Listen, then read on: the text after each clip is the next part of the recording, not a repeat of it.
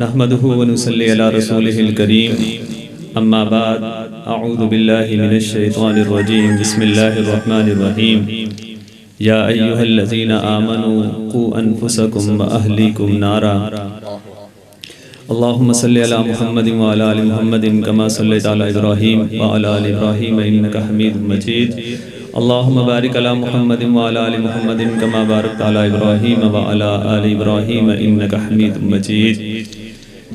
اللہ رب العزت کا بے حد احسان ہے کہ جس مالک نے مجھے اور آپ کو یہاں پر جمع فرمایا ہے، اس طرح کی جو ذکر کی مجلسیں ہوتی ہیں، اللہ رب العزت جو ہے اس طرح کی مجلسوں میں شریک ہونے والے تمام لوگوں کے صغیرہ گناہ معاف کر دیتا ہے۔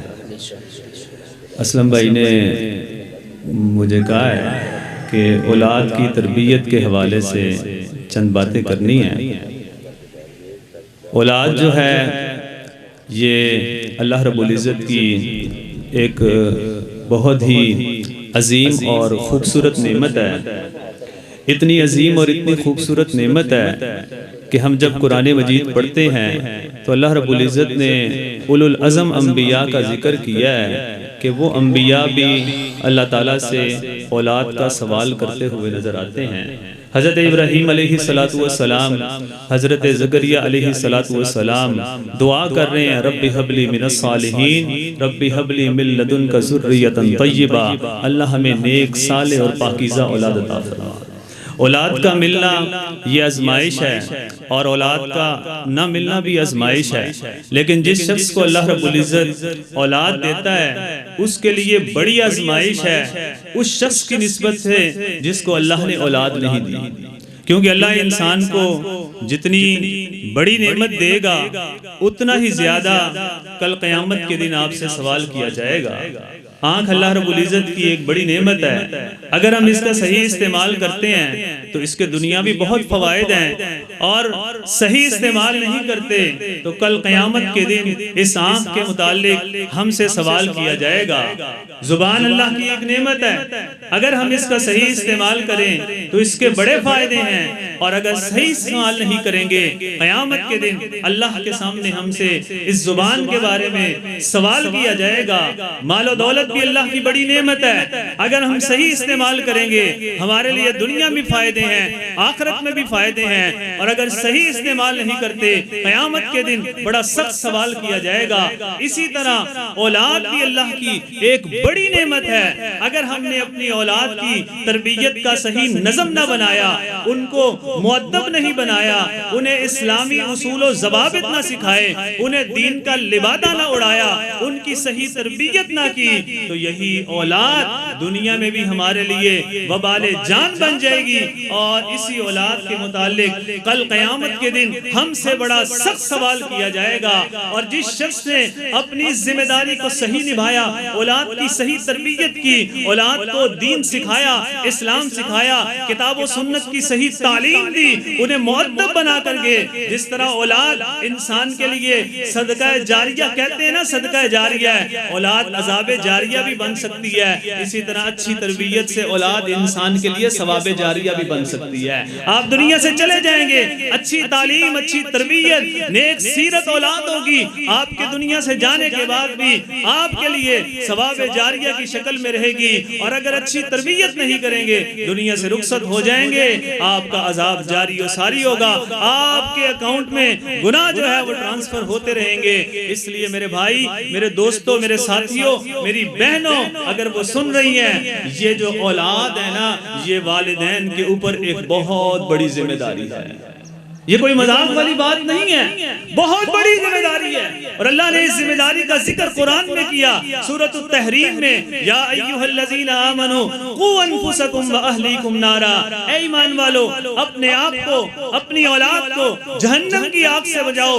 یہ ذمہ داری اللہ نے دی ہے۔ اولاد کوئی جنگل کا درخت نہیں ہے کہ ہم سمجھتے ہیں پیدا کر دیا ہے بس اسے چھوڑ دو، جیسے چلتا ہے چلتا رہے، جیسے کھاتا ہے کھاتا رہے، جیسے پھرتا ہے پھرتا رہے، جیسے زبان استعمال کرتا ہے استعمال کرتا رہے. نانا یہ جنگل کا درخت نہیں ہے جسے پانی دے یا نہ دے, جسے کھاد ڈالے یا نہ دے. جنگل کے درخت کی کچھ ٹہنیاں اس طرف ہوتی ہیں, کچھ ٹہنیاں اس طرف ہوتی ہیں. اولاد جنگل کا درخت نہیں ہے. اولاد تو آپ کا وہ پودا ہونا چاہیے جسے آپ نرسری سے خرید کے لاتے ہیں, پھر بڑے احترام کے ساتھ اسے گھر میں لگاتے ہیں, پھر اسے روزانہ پانی دیتے ہیں, اسے گوڈی کرتے ہیں, اس کا دھیان رکھتے ہیں, جانوروں سے اور بچوں سے اسے بچاتے ہیں اور ہوا کے جھونکوں سے اسے بچاتے ہیں. اگر اس کی ٹانیاں ٹیڑھی ہو جائے اسے پکڑ کے باندھ کے سیدھا کر دیتے ہیں, اس کی کان چھانٹ کرتے رہتے ہیں, اس کے سہارے کے لیے لکڑیوں کا سہارا دیتے ہیں. اور کبھی اگر ٹانیاں ٹیڑھی ہو جائیں تو ہم نے دیکھا ہے ڈوری باندھ کے اسے سیدھا کرتے ہیں. اسی طرح اپنی اولاد کو بھی پل پل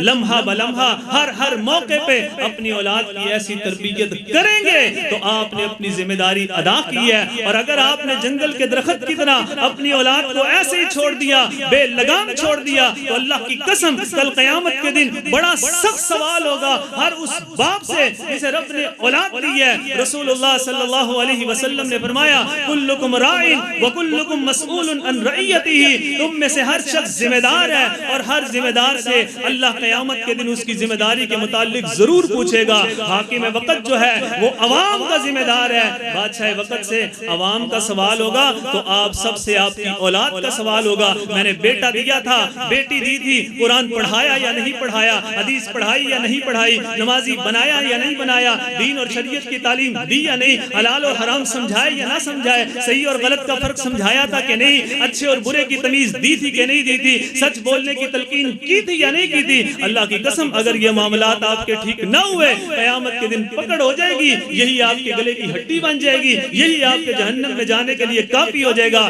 اس لیے میرے بھائی اولاد جو ہے یہ جنت میں جانے کا سبب ہے لیکن جنت سے محرومی کا بھی سبب ہے. یاد رکھیے نماز آپ پڑھتے ہیں یہ نہ سمجھے کہ نماز پڑھ رہے ہیں اور پھر بھی جنت مل جائے گی. نماز پڑھنے کے ساتھ ساتھ اپنی ذمہ داریاں ادا کرنا بھی ضروری ہے, ورنہ یہ اولاد آپ کی جہنم میں جانے کا سبب بن جائے گی. رسول اللہ صلی اللہ علیہ وسلم نے فرمایا جب انسان فوت ہو جاتا ہے اس کے مرنے کے بعد اسے 3 چیزوں کا ثواب ملتا ہے. ایک علم نافع ہے جس سے لوگ فائدہ اٹھاتے ہیں, کسی کو قرآن پڑھا کر گئے ہیں آپ فوت بھی ہو جائیں گے آپ کو اس کا ثواب ملے گا. دوسرا انسان کے لیے نیک اولاد ہے, آپ کی اولاد آپ فوت ہو گئے ہیں آپ کی اولاد پیچھے نماز پڑھے گی, اللہ آپ کے جنت میں درجے بلند کر دے گا. آپ کی فوت ہو جائیں گے آپ کی اولاد قرآن پڑھے گی آپ کے جنت میں درجے بلند ہو جائیں گے. سنن ابن ماجہ میں آتا ہے ایک آدمی فوت ہوا, رسول اللہ صلی اللہ علیہ وسلم نے فرمایا اللہ نے اس کا جنت میں درجہ بلند کر دیا. کہنے لگا اللہ میرا جنت میں درجہ بلند ہو رہا ہے, کیا وجہ ہے؟ فرمایا تیرے بچے کی دعا کی وجہ سے اللہ نے تیرا درجہ بلند کر دیا. تو اگر بچہ دعا کرے درجہ بلند ہوتا ہے, بچہ زنا کرے گا تو جہنم کا درجہ نہیں بلند ہوگا, بچہ جھوٹ بولے گا تو جہنم کے اندر سزا میں اضافہ نہیں ہوگا. اچھی بنا کے جائیں گے, اچھی تربیت سے فائدہ ہوگا اور دنیا کے اندر بھی آپ کے عزت افزائی کا سبب ہے اولاد. اولاد کی مثال تو ایک باغ جیسی ہے, جو مالی اپنے باغ پر محنت کرتا ہے, کوشش کرتا ہے, اس کے باغ میں سے خوشبوئیں آتی ہیں, اس کے باغ میں بیٹھنے کو دل کرتا ہے, اس کے باغ میں آپ کو پھل نظر آئیں گے, اس کے باغ میں آپ کو خوشبودار پودے اور پھول نظر آئیں گے. اور جو مالی اپنے باغ پر محنت نہیں کرتا نا, اس کے باغ میں آپ کو سانپ اور بچھو نظر آتے ہیں, اس کے باغ میں آپ کو کانٹے نظر آتے ہیں, اس کے باغ میں آپ کو اجڑا پن نظر آتا ہے. جو ماں باپ اپنے بچوں پر محنت اور کوشش کرتے ہیں وہ بچے جو ہیں اچھے عمل کرتے ہیں, ماں باپ کی عزت میں اضافہ ہوتا ہے. اس لیے میرے بھائی اپنے بچوں پر محنت کیجئے, کوشش کیجئے, اپنے بچوں کو دین کی تعلیم دیجئے, انہیں دین سے آراستہ کیجئے. وہ باغ بنائیں کہ جس باغ سے لوگ خوشبو حاصل کریں, وہ باغ بنائیں کہ جس باغ سے لوگ پھل کھائیں, وہ باغ بنائیں کہ جس باغ میں بیٹھنے کو لوگوں کا دل کرے, وہ باغ نہ بنائیں کہ جس باغ سے لوگ دور بھاگیں, ورنہ قیامت کے دن آپ کے لیے ذلت اور رسوائی ہوگی. والدین کی تربیت, اولاد کی تربیت میں والدین کی کچھ ذمہ داریاں ہیں, 2-4 ذکر کر کے میں اپنی بات ختم کروں گا. سب سے پہلی جو ذمہ داری والدین کی ہے وہ یہ ہے اپنے بچے کے لیے ایک اچھی ماں کا انتخاب کریں. یہ سب سے بڑا مسئلہ ہے, ہم آج اپنے بچوں کے لیے ماں کا انتخاب کرتے ہیں، اپنے آپ کو دیکھتے ہیں، میں نے ایک ایسی عورت سے شادی کرنی ہے جو سب سے خوبصورت ہو، میں نے ایک ایسی عورت سے شادی کرنی ہے جس کا قد بڑا ہو، میں نے ایک ایسی عورت سے شادی کرنی ہے جس کا حسب و نسب اچھا ہو۔ میں اپنی ہی خواہشات کے پیچھے اگر پڑا رہا تو میرے بچوں کی پھر صحیح تربیت نہیں ہوگی۔ بچوں کی صحیح تربیت کے لیے اولین جو آپ کا فرض ہے، اپنے بچوں کے لیے ایک اچھی ماں کا انتخاب کریں، ایک دیندار ماں ڈھونڈیں، ایک نمازی ماں ڈھونڈیں، ایک قرآن کی حافظہ ماں ڈھونڈیں، ایک اسلام پہ چلنے والی، سچ بولنے والی، امانتوں کی حفاظت کرنے والی اچھی عورت کا انتخاب کریں، اور ایک عورت ایک اچھے مرد کا انتخاب کرے۔ رسول اللہ صلی اللہ علیہ وسلم نے فرمایا الدنیا کلھا متاع، دنیا ساری کی ساری کٹھی کرنے کی چیز ہے، مال و متاع ہے، وخیر متاع الدنیا المرأة الصالحہ، اور دنیا کے ساز و سامان میں سے جو بہترین ساز و سامان ہے وہ کیا ہے؟ وہ ایک نیک بیوی ہے۔ دنیا کا جتنا بھی ساز و سامان ہے ان میں سب سے بہتر کیا ہے؟ نیک بیوی کو کہا ہے، گاڑی کو نہیں کہا، موٹر سائیکل کو نہیں کہا، گھر کو نہیں کہا، نیک بیوی دنیا کا بہترین مال و متاع ہے۔ اس لیے میرے بھائی اپنے لیے ایک اچھی عورت کا انتخاب۔ کچھ بھائی کہیں گے ہماری تو شادی نہیں ہوئی، تو پھر ہم یہ اولاد کی تربیت شادی کے بعد نہیں ہوتی، اولاد کی تربیت تب نہیں ہے بچہ پیدا ہو گیا 4-5 سال کا ہو گیا، اولاد کی تربیت شادی سے پہلے ہی شروع ہوتی ہے۔ اچھی ماں ڈھونڈیں گے تو اچھے بچے ہوں گے نا۔ اس کی وجہ آپ نے گھر میں گزارنے ہیں 5 گھنٹے 6 گھنٹے، 18 گھنٹے آپ کے بچے آپ کی ماں کے ساتھ گزارتے ہیں، بیوی کے ساتھ گزارتے ہیں، اپنی ماں کے ساتھ۔ اور ماں جو ہے یہ بچے کا پہلا سکول ہے، اور لوگ کہتے ہیں کہ جو اس سکول میں فیل ہو جائے نا وہ کبھی پاس نہیں ہوتا۔ ماں یہ پہلا سکول ہے، جو اس میں ہی فیل وہ ساری زندگی فیل، اور جو ماں کے سکول سے پاس وہ ساری زندگی پاس۔ ماں کا عقیدہ اگر خراب ہوا، منہج خراب ہوا، نظریہ خراب ہوا، پھر وہ سارے کے سارے خرافات، باوجود آپ کے اہل توحید ہونے کے آپ کے بچے مشرک ہوں گے، آپ کے بچے بدعتی ہوں گے، آپ کے بچے فاسق و فاجر ہوں گے۔ ادھر سے آپ کام پہ آپ کے بچے ڈرامے دیکھیں گے، آپ کے بچے فلمیں دیکھیں گی، بچیوں کے سروں پہ دوپٹے نہیں ہوں گے، بچیاں دین کا کوئی لحاظ نہیں کریں گی۔ کیوں کہ بچے جو ہیں یہ باپ کے عقیدے پر نہیں ہوتے، بچے ماں کے عقیدے پر ہوتے ہیں، بچے ماں کے پیچھے چلتے ہیں۔ تو اچھی ماں کا انتخاب صحیح بخاری میں آتا ہے کتاب النکاح کے اندر، رسول اللہ صلی اللہ علیہ وسلم نے فرمایا تنکح المرأة لأربع، عورت سے 4 وجوہ کی بنا پر نکاح کیا جاتا ہے۔ لمالہا، کوئی مال دیکھ کے کرتا ہے، کوئی حسب و نسب دیکھ کے کرتا ہے، کوئی حسن دیکھ کے کرتا ہے، اور کوئی دین دیکھ کے کرتا ہے۔ آپ نے اپنے شاگرد کو نصیحت کی فاظفر بذات الدین والخلق، میرے پیارے جب بھی نکاح کرنا ہو دین والی عورت اور اخلاق والی عورت کا انتخاب کریے۔ تو اس لیے میرے بھائی اللہ تعالیٰ نے آپ کو اگر بیوی نہیں دی تو بیوی وہ ڈھونڈے جو اچھی ہو، بیوی وہ ڈھونڈے جو جس کی سیرت اچھی ہو، جس کا اخلاق اچھا ہو، جس کا کردار اچھا ہو۔ اچھا ہوگا تو آپ کے بچے بھی اچھے ہوں گے۔ اس لیے کہتے ہیں کہ تظہر عادات الآباء فی الابناء، باپوں کی یعنی والدین کی عادات کا اظہار جو ہے وہ بچوں کے اندر ہوتا ہے۔ آپ جیسے ہیں نا بچے بھی آپ کے ویسے ہی ہوں گے۔ اگر آپ نماز نہیں پڑھتے نا بچوں سے امید نہ رکھیں کہ وہ نماز پڑھیں گے، اپنی عادات ٹھیک کریں۔ دوسری چیز بچوں کا جو ہے نا، میں مختصر کرتا جاؤں، بچوں کا جو ویلکم ہے نا اسلامی کریں۔ ہمارا بچوں کا اسلامی ویلکم ہی نہیں ہوتا، ہم اپنے بچے کا جو استقبال ہے وہ اچھے انداز سے کرتے ہی نہیں ہے۔ ہمارا استقبال کیسا ہے؟ بچہ پیدا ہو گیا ہے تو پہلے دن بچے کو ڈھول کی آواز سناتے ہیں۔ نہیں میرے بھائی، بچہ پیدا ہوا ہے سب سے پہلے اسلامی ویلکم کیا ہے؟ ایک کھجور لے کے اسے منہ میں نرم کریں، نرم کر کے اس کے منہ میں ڈالیں، اسے گھٹی دیں۔ ہمارے اکثر لوگوں کو گھٹی کا پتہ ہی نہیں۔ رسول اللہ صلی اللہ علیہ وسلم نے کیا کیا ہے؟ بچہ پیدا ہوا ہے اس کو گھٹی دی ہے، لیکن ہمیں اس کا پتہ ہی نہیں۔ پھر اللہ کے رسول نے فرمایا بچہ 7ویں دن بچے کا نام رکھیں۔ پیدائش سے پہلے بھی بچے کا نام رکھا جا سکتا ہے، پیدائش کے بعد 7ویں دن تک۔ زکریا علیہ السلام کے بیٹے کا نام اللہ نے ابھی پیدا نہیں ہوئے، پیدائش سے پہلے ہی کہا اے زکریا ہم آپ کو ایک بیٹے کی خوشخبری دیتے ہیں، اسمہ یحییٰ، جس کا نام یحییٰ ہوگا، لم نجعل لہ من قبل سمیہ، ہم نے اس کا ہم نام پہلے پیدا ہی نہیں کیا۔ تو یہ پیدائش سے پہلے اللہ نے نام رکھ دیا۔ تو پہلے دن رکھیں، 7ویں دن تک میکسیمم بچے کا نام رکھیں۔ ہمارے ہاں نام پہ چلتا ہے، کسی نے منا رکھا ہوا ہے، کسی نے چننا رکھا ہوا ہے، دادی کہتی منا ہے اور جو نانی کہتی ہے چننا ہے۔ یہ منا چننا ہی 3-4 مہینے چلتا رہتا ہے اور نام کا انتخاب ہی نہیں ہوتا۔ بھائی جو سنت طریقہ ہے وہ تو کم از کم کہتے ہیں بچے نیک ہو جائیں، صالح ہو جائیں، ہوں کیسے؟ کچھ کریں گے تو ہوں گے نا، کوئی محنت کرو تو صحیح، کوئی دین والی لائن پر آؤ تو صحیح۔ تو اس لیے اپنے بچوں کا نام اسلامی رکھیں. ایک افسوس والی بات ہے آج ہماری عوام ایک عجیب ذہن ہے, وہ کیا ہے, یونیک نام ہونا چاہیے.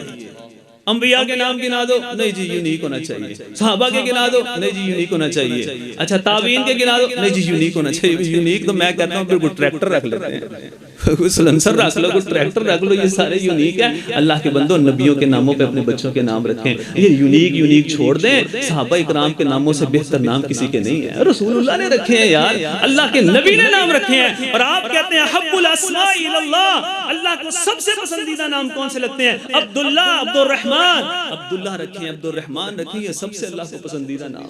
اور صحابہ اکرام کو دیکھیں, ابن حجر نے لکھا ہے 300 کے قریب ایسی شخصیات ہیں جن کا نام کیا تھا؟ عبداللہ تھا. رسول اللہ نے اپنے بیٹے کا نام رکھا, رسول اللہ کے والد کا نام بھی عبداللہ, بیٹے کا نام بھی کیا ہے؟ عبداللہ. اچھے نام ڈھونڈیں, صحابہ اکرام کے نام رکھیں, اور بچیوں کے نام صحابیات کے نام پہ رکھیں. صحابیات کے نام سب سے بہتر نام ہے. تو اس لیے بچے کا ویلکم آپ اچھا کریں تاکہ آپ کے بچے اچھے ہو جائیں.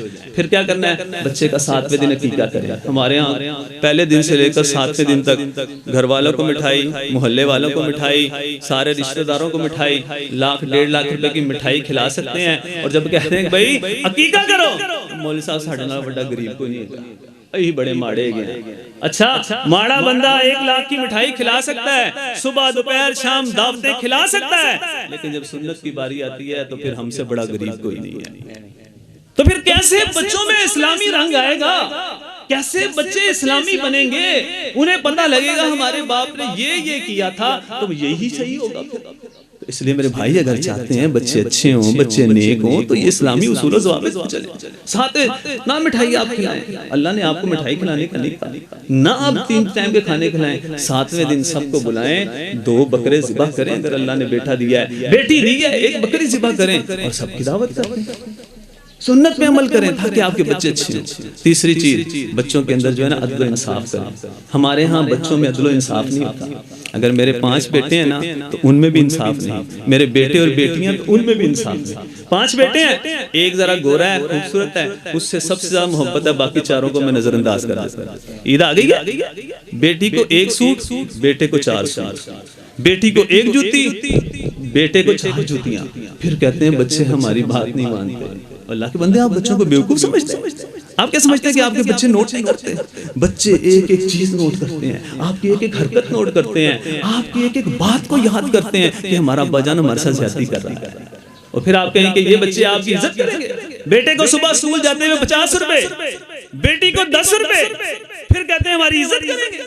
ایک بیٹے کو 50 روپے, باقی بیٹوں کو 10 روپے, پھر کہتے ہیں ہماری عزت کریں گے.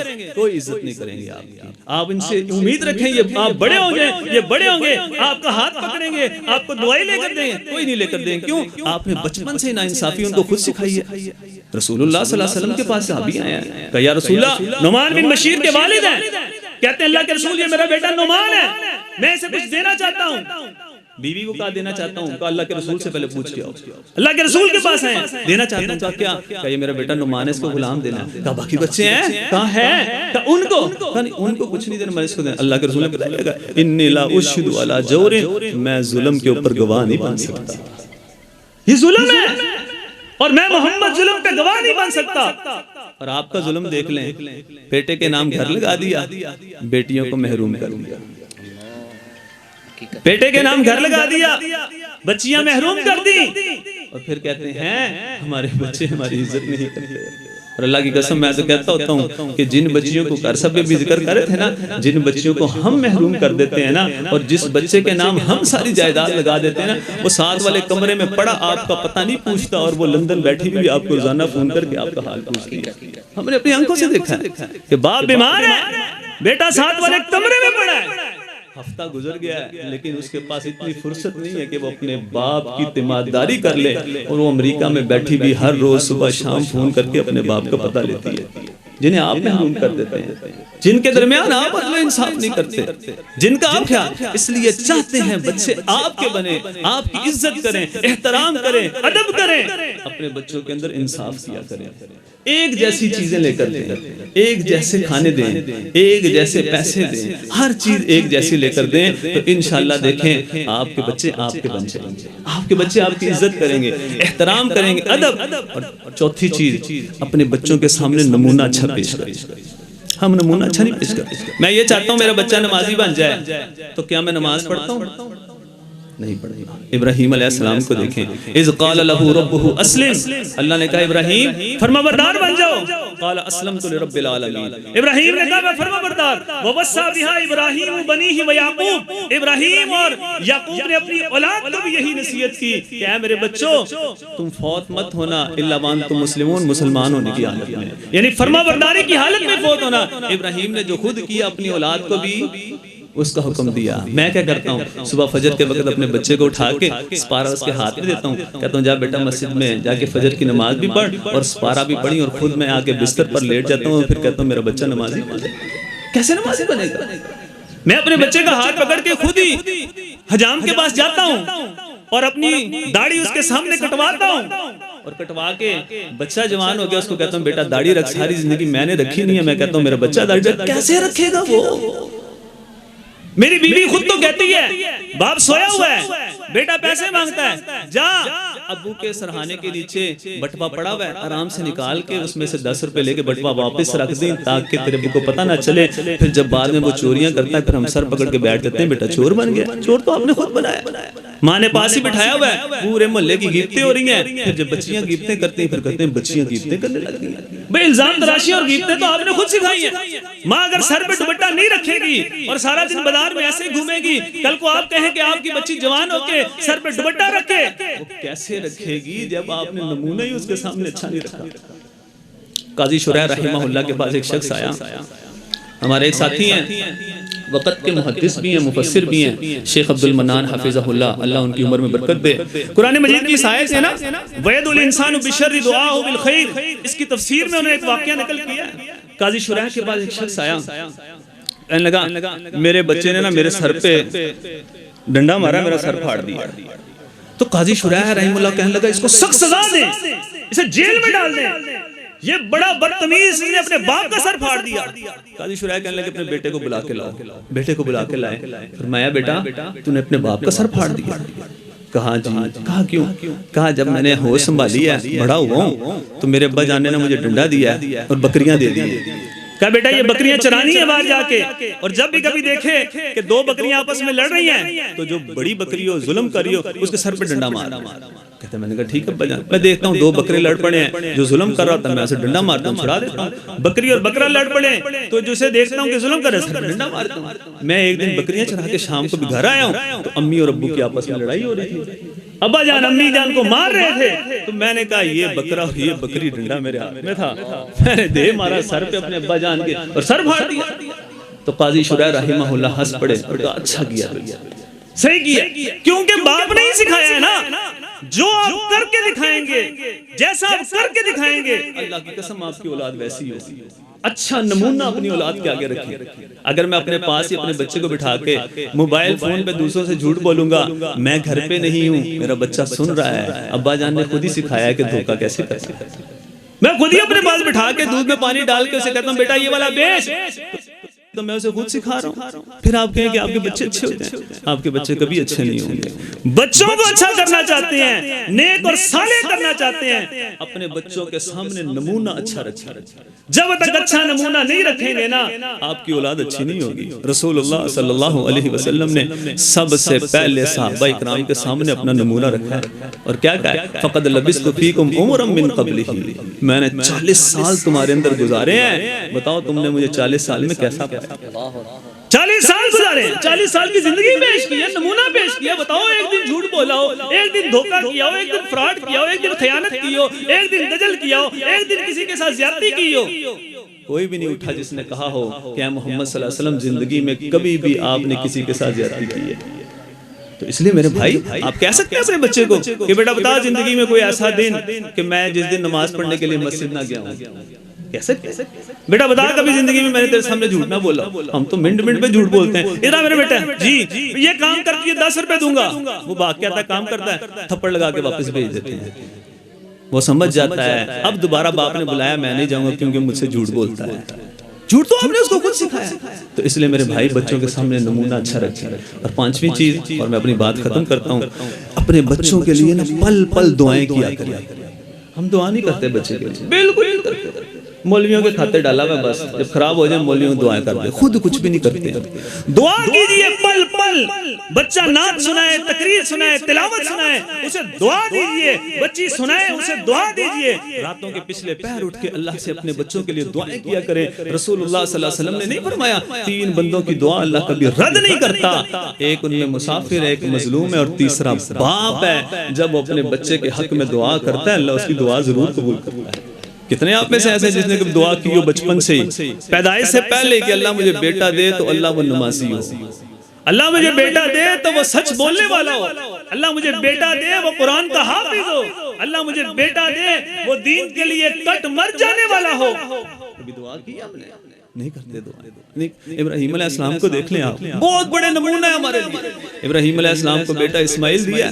ابراہیم علیہ السلام چھوڑنے گئے ہیں, بیت اللہ کے پاس چھوڑا ہے, پہاڑی مڑے ہیں, کھڑے ہو کے دعا کی. قرآن پڑھا, سورہ بقرہ پڑھے, دعا سورہ ابراہیم پڑھے, دعا کی ہے اے اللہ میں اپنے بچے کو اس تیرے گھر کے پاس جنگل بیابان میں چھوڑ کے جا رہا ہوں. ربنا لیقیموا الصلاۃ, اللہ تاکہ میرا بچہ نمازی بن جائے. اللہ میرا بچہ شرک سے بچ جائے, میں اور میری اولاد شرک سے بچ جائیں. پل پل دعائیں دعائیں دعائیں کی ہیں. اور اللہ ورزق اہلہ من الثمرات, اللہ میرے بچوں کو پھلوں کی نعمتیں عطا کر. آج بھی آپ چلے جائیں سعودی عرب, میں نہیں گیا لیکن لوگ کہتے ہیں سعودیہ چلے جائیں آپ, مکہ اور مدینہ, پھلوں پہ درخت کوئی نہیں ہے پھلوں کے, لیکن آپ مکہ پاک چلے جائیں آپ کو ہر پھل ہر وقت تازہ میسر ہوگا. یہ تازہ پھل جو اہل عرب کھا رہے ہیں کہاں سے آ رہے ہیں؟ ان سے پوچھیں, کہیں گے ہمارے دادا حضرت ابراہیم علیہ السلام کی دعائیں ہیں. تو ابراہیم نے بیٹے کے لیے نہیں نسلوں کے لیے دعائیں کی ہیں, اور اللہ نے اس کا ثمرہ بھی دیا ہوا ہے. آج عرب کھا رہے ہیں, تو آپ نے کتنی اپنے بچوں کے لیے دعا کی ہے؟ کتنے بھی دعا کرتے ہیں, کتنی اپنی بیٹیوں کے لیے دعا کی. تو پل پل دعائیں کریں, دعا ماں کی دعا. یہ شیخ عبد الرحمن سدیس صاحب جب پاکستان آئے تھے, انہوں نے بھی اپنا واقعہ اخبار میں بھی چھپا تھا, آپ نے دیکھا کہ عبد الرحمن سدیس رو کے کہتے ہیں آج میں کعبے کا امام ہوں. کیوں؟ میری والدہ کی دعا تھی, ماں نے دعا دی تھی نا ابراہیم عبد الرحمن جا اللہ تجھے کعبے کا امام بنا دے. اور دیکھ لیں دعا کیسی والدین کی دعائیں قبول ہوتی ہیں. تو اس لیے جتنے بھی والدین ہیں میری ان سے درخواست ہے اپنے بچوں کے لیے دعائیں کیا کریں. راتوں کو اٹھ کے کیا کریں, ہر نماز کے بعد کیا کریں. 5 نمازیں پڑھیں تو 5 نمازوں کے بعد 5 منٹ اپنے بچوں کے لیے, 5 منٹ. آج کی آپ کی محنت انشاءاللہ کل کو آپ کا اس کو پھل ضرور آپ کو ملے گا. اللہ تعالیٰ سے دعا ہے اللہ ہم سب کے بچوں کو نیک صالح بنائے, متقی پرہیزگار بنائے, دین پہ چلنے والا بنائے, اور سب کے بچوں کو اللہ فرما بردار بنائے. اپنے بچوں کو اللہ ہم سب کو اپنے بچوں پہ محنت کوشش کرنے کی توفیق عطا فرمائے. سبحان ربک رب العزت عما یصفون وسلام علی المرسلین والحمد للہ رب العالمین.